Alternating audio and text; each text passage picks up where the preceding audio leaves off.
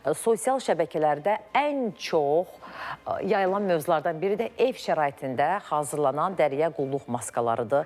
Mənim özüm də çox tez-tez rastlayıram. Yəni nə vaxt açıramsa sosial platformalarda bundan istifadə ilə dəridəki ləkələr gedəcək, qırışların azalacaq və s. Çox reseptlər yayılır.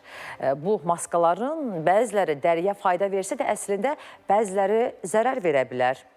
Ehtiyatlı olmaq lazımdır, əziz xanımlar. Bilirəm ki, xanımlar daha çox maskadan istifadə edirlər. Bəs ev şəraitində hazırlanan maskalardan istifadə edərkən nələrə diqqət etməliyik?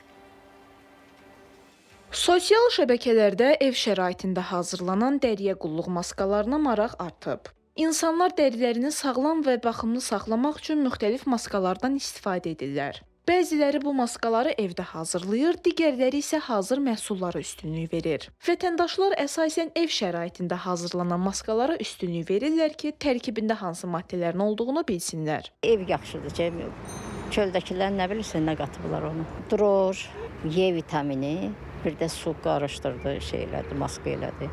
Sonra xiyar, petruşka, mayonez qatıb eləyir. Məsləhətləşirəm həkimlərlə, kosmetoloqlarla. Məsləhətləşirəm və istifadə eləmirəm alıb çöldən, evdən istifadə edirəm.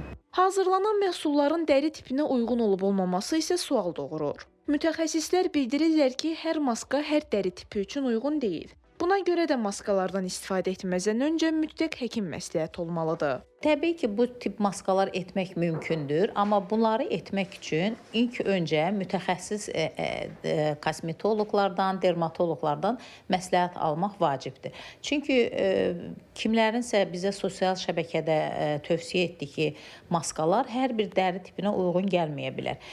Birinci oradan başlayaq ki, dərinin həm rənginə görə, yağlılıq tipinə görə növləri vardır. Bunu mütəxəssis ayırd edib sizə tövsiyə etməlidir.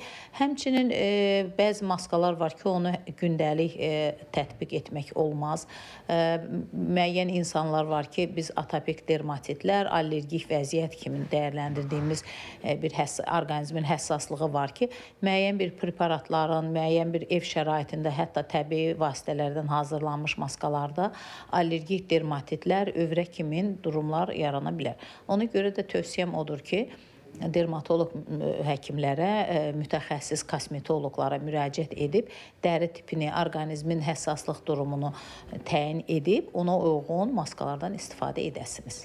Sağlam dəri, sağlam həyat deməkdir. Buna görə də dərimizin qayğısına qalmalı, onu qorumağa çalışmalıyıq. Əgər hər hansı maska ilə dərimizin daha sağlam və şəffaf görünməsini istəyiriksə, mütləq mütəxəssis məsləhətinə qulaq asmalıyıq. Sevinc Əliyeva, Zemfira Rəcəb, Teymur Hüseynov.